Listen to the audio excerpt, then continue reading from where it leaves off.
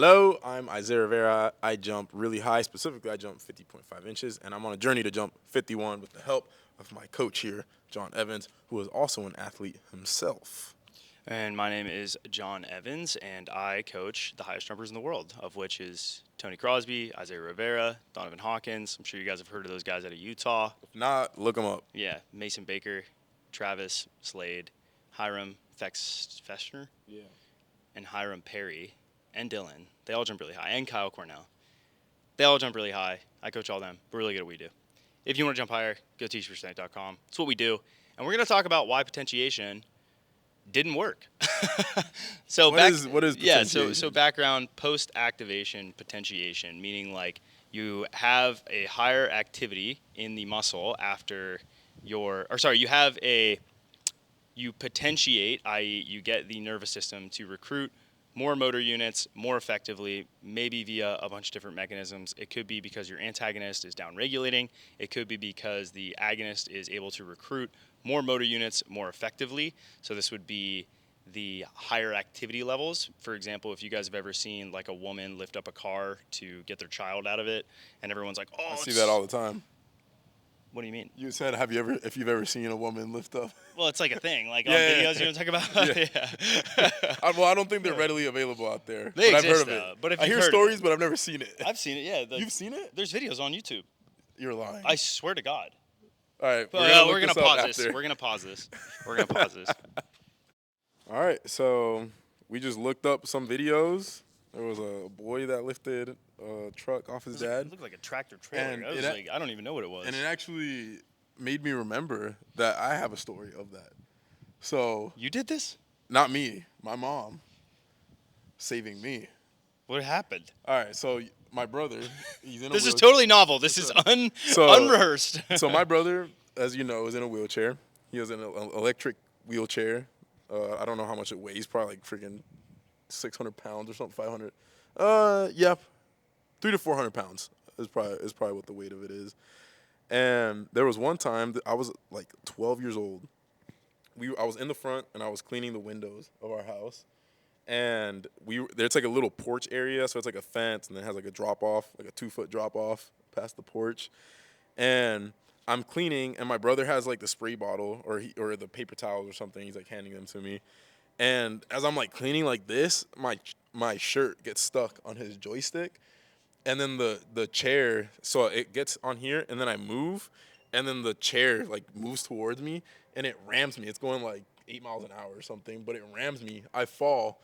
I get pinned against the little porch fence thing, and my shirt is like still on there. The thing is moving, and my leg was it was at a weird angle, and it was literally like slowly like freaking twisting it, and kid you not, it was about to snap. Were you screaming? And then Were you screaming? Yeah, I was Oh screaming. My God. My mom, she like run because she hears me screaming. She runs in and just freaking, boom, just lifts the whole power chair, just lifts it off of me.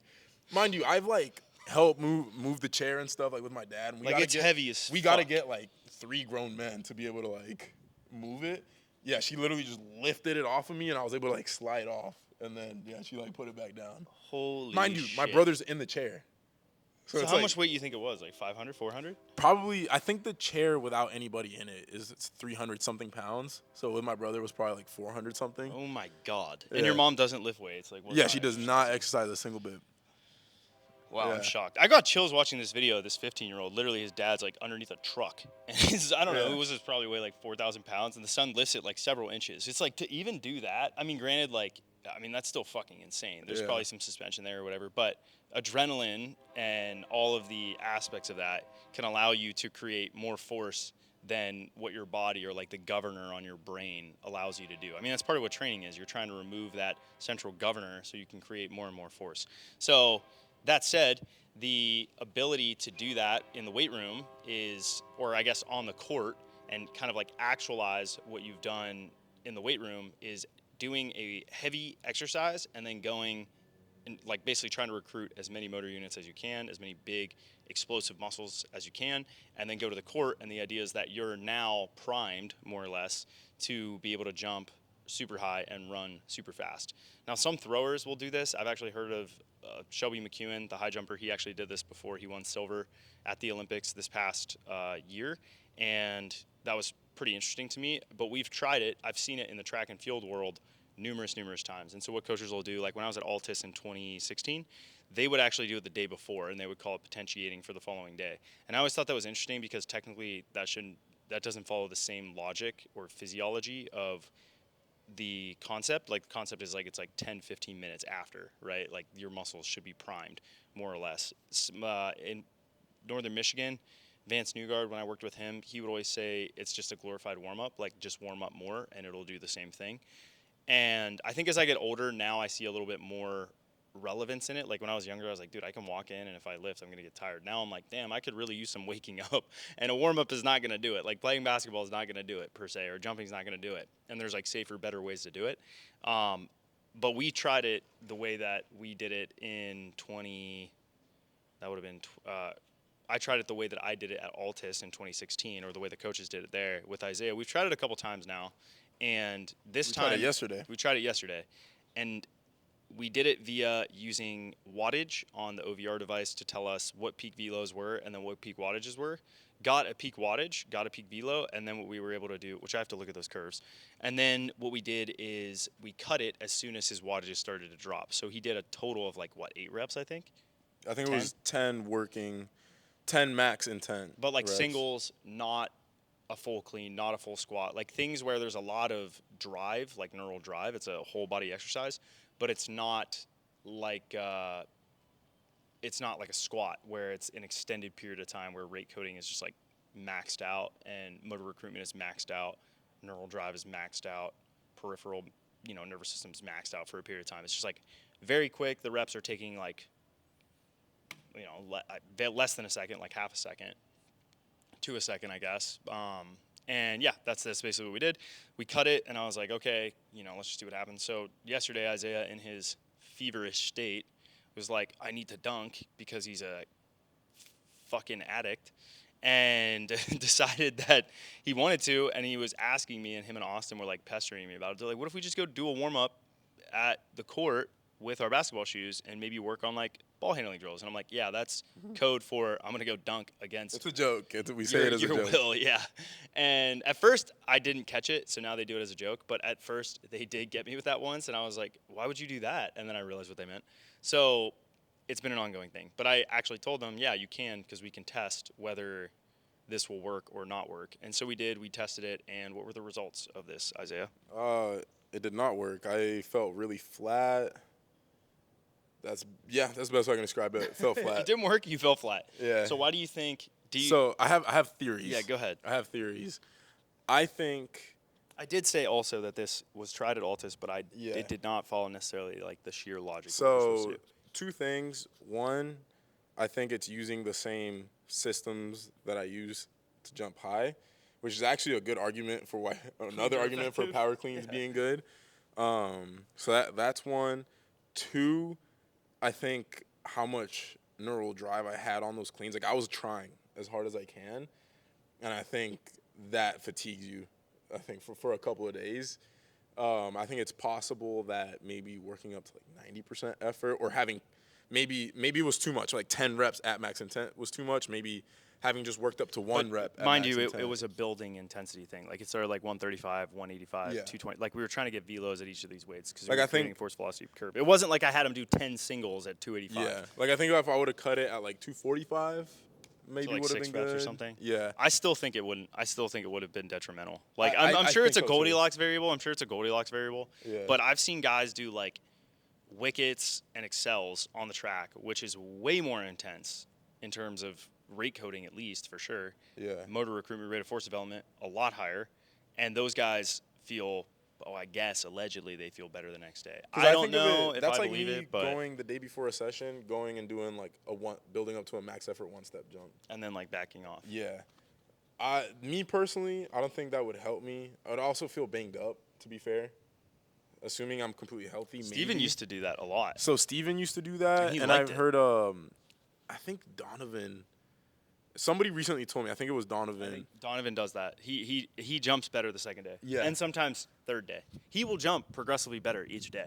Yeah, yeah. But So I think for someone that's completely healthy, that I've just heard stories of we've guys heard liking rumors. it. We've heard rumors. I don't know if you actually were to measure your vertical and Like what would happen? what would happen. Yeah, I have heard. I think I saw a sprints coach on Instagram Tony say Holler? It's that probably Tony Holler. he actually potentiates athletes with heavy upper body work.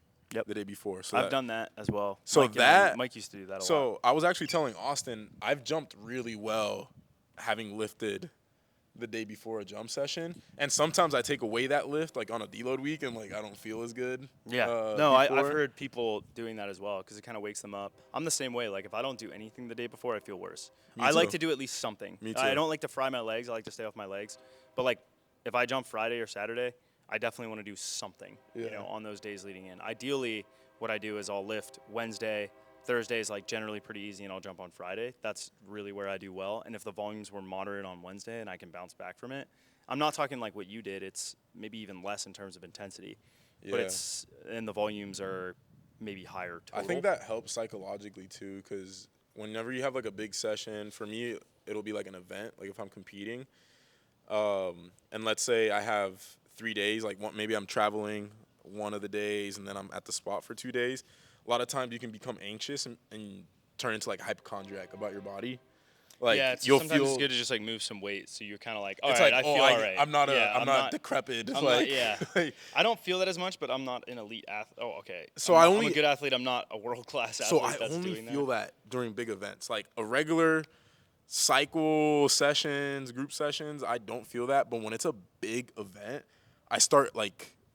Just the tiniest ache, and I'm like, "What's happening here? What's happening there?" Like, they're like, "I felt a little scratch in my heel." And I've learned now over the years to just ignore it. Essentially, like I still get the thoughts, but it's just like, just ignore it. Like you're gonna be fine. But doing stuff like doing a warm up or ISOs and that type of thing, it's like, okay, I'm moving. I feel good. Like I'm fine. Yeah. I think in general, if you're talking about the day before, you need to experiment with it. I don't think it's something that works for everyone. I don't even know if it's something that's like backed in research at all, to be honest. If you guys know, you can leave a comment below if you know of any research. I'm just speaking from experience of what I did with Stu and what I did with Dan Paff when I was at Altus and what I saw there. And I mean, I was there for 4 months, so I saw it a lot, and I saw their systems a lot.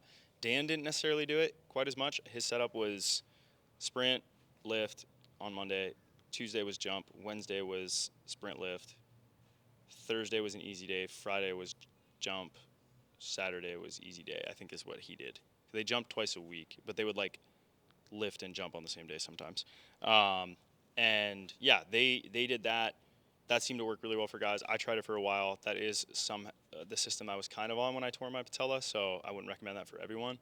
But especially because I was going heavy in the weight room after jumping, which if you have patella problems, that's potentially going to hurt. Also, dunk sessions are seemingly more intense. I've noticed over the last 10 years almost, 8 years since then, that since Altus, that dunk sessions are more intense than track sessions. Guys pull up from track sessions way less sore than they pull up from dunk sessions. We had an athlete here, Jeremiah Davis. Shout out Jeremiah if you watch this. But he actually came and dunked with us for a day, and I asked him. And this is an Olympic gold medalist, long jumper. He's a U.S. champion, right? Like he won Olympic trials. I think he won. I'm pretty sure he won. And he's like jumping 836. Like he's a freak athlete. And he came and dunked with us. And I was like, dude, you don't need to warm up or anything. He's like, nah, I do this shit all the time. It's super easy. He did a full session with us. Mind you, it was like 45 minutes, maybe, right? And he was dunking a little bit earlier than you guys. Maybe got like 5 more jumps, but then slowed down towards the end. He said the next day, I texted him, I was like, how you feeling? He's like, dude, I am so sore, like all over my whole body. And this is someone that trains regularly, speed power, plays basketball regularly. This is their off season. They've been dunking. But a dunk session, because of the volume of intensity, it just obliterates you. Like it is so freaking intense. It's part of the reason why 1 foot dunking kind of goes downhill as people start to age up, because it's just so intense on your body. I always describe it to people. Jump. It's like imagine going in and trying to max squat 100 times.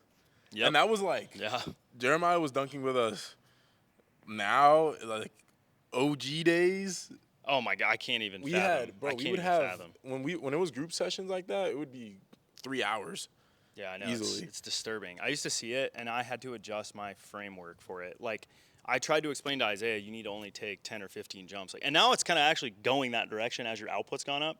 But like now you take a lot less max effort jumps. You know what I mean? Than you did I'm then. way healthier. Yeah, and you're by way doing healthier. it like that, and but I had improved to, way more. Yeah, and I had to try to explain to Isaiah. I was like, you don't. And he's like, but I got so good jumping all the time. How am I going to improve and stay this good if I don't jump all the time? And I'm like, you won't have jumping all the time as an option because you won't be walking because your tendons are going to tear. Like it won't be an option in the future. So Facts don't care about your feelings. yeah, we had to change that framework a lot in terms of what changed in what, like 20, was that 27? I forget. Yeah, 2018. 2018. Yeah. All right, 2 minus 2020. 2018. 2018, that was a big framework I had to shift for him and Austin. Austin was also the same way. Like, you guys would hoop all the time, you dunk all the time, and I'm like, this is going to catch up with you eventually. Like, if you keep at it. You guys were pretty good at that time because it was less than they were doing, but, like, they were in such a habit of doing that it was a little bit of a shift, and that's how you guys got so good. Yeah, and I think as you get older, it probably shifts to less and less volume. I saw a video on Instagram of this dude that was like 50-something. I think it was like 55, 56. He was dunking. And then he wrote in the description, he's like, as I get older, I realize that just one hard jump a week is enough. That's his thing. It's like once a week, he just builds up to one hard jump And then cuts it. Yeah, and he's able to maintain dunking. Yeah, I kind of with one foot it's similar, but getting up to 100% off one foot is like so intense. I have to basically I have to build up to like what is a max intensity sprint for like, I mean, on my Achilles and my patella, and then what is essentially a max out power clean catching it deep. Like that's how it feels on my body, and that's just like 2 foot's easy. I could do that every week. One jump, I could do that without a warm up at max intent. It wouldn't be a problem. But 1 foot, where I'm really starting to put the power down and really accelerate into the takeoff, like it's Have there been how many older 1-footers are there? Is Kador still jumping off one? Kador's jumps off one. He had a torn Achilles. Dunk Chen. Yeah, he's an anomaly in a lot of ways. He jumps off one. The other thing about this too is that these guys. But Dunk Chen's done 2 foot now. Like he shifted to 2 foot. And also the other thing you have to remember is these guys weigh like 130 pounds, or like 140 pounds. You know, they're not. You don't see guys 175 to 185 in their 30s jumping off 1 foot. I can't think of Dallin. Dallin's like the only one. Dallin is a freaking anomaly. He is. He's an anomaly, dude. I've been and the saying way it he for jumps years. too. He's the way so. he jumps. He's an anomaly. And and if you don't know who he is, I respect think the his hell out of Instagram's DJ.Finley. Yeah. I highly suggest you look him up. Yeah, I've been watching Dallin for years because he jumps similar to how I do, but he's way more talented. Like he amortizes so much faster than I do. And Dallin's a big dude. He's very lean. He has a lot of testosterone. He's an anomaly, bro. He's like LeBron. He literally is like LeBron. Like I'm not kidding. He's like if he were 6'8". Yeah. Or he's not even 6 foot too. I think he's 5'11". He's my height. He's my height. Yeah. So yeah, 5'11 and a half, whatever. But yeah, Dallin he really is an absolute freak of nature. I had to help Dallin a little bit when he was. I think he's what? Is he 2 years older than me? Maybe a year older. He might be a year older. I think a year maybe. Maybe a year older than me, but he looks like he's so much manlier with his beard and his freaking giant shoulders. That he just looks like a freak. He always shows up at big sessions and events. I love Dallin. Like I don't think I've ever seen him have like a bad day when it's like when it matters. Yeah, it's awesome. I love watching him jump and stuff. Dallin had a little bit of knee issues and a little bit of patella, and I helped him in 2019 through that, and then he kind of it's like teach a man to fish instead of give a man to fish, and so he realized what he needed to do, was able to take care of himself, and he's been healthy ever since for the most part. Like sometimes he has some flare-ups, but he knows how to deal with them. Too. Like that's it. Yeah, that's what I'm saying. Yeah, his Achilles sometimes is a flare-up. But the way he jumps, it's crazy. Like he literally runs fast, sprints, max effort, and then just stomps his foot through the ground. It's amazing. Anyways, we're off topic, so we're gonna end it here. But I hope you guys enjoyed the podcast. If you're interested in getting coaching, go to THPstrength.com. Obviously, we love what we do. We want to see you guys improve. We try to make it individualized for you, specific for your needs. This is what we do. We're better than anyone else in the world at it. And we're more passionate than any other coaches I know. We've loved it for Our whole lives. Yeah, and we put the time in. your boy suffered. We were talking about it before this, just like randomly. I suffered to get to this place to learn the knowledge I know to help you people. If someone isn't on THP, it's because they're trying to sell a jump program. Facts. Bye bye.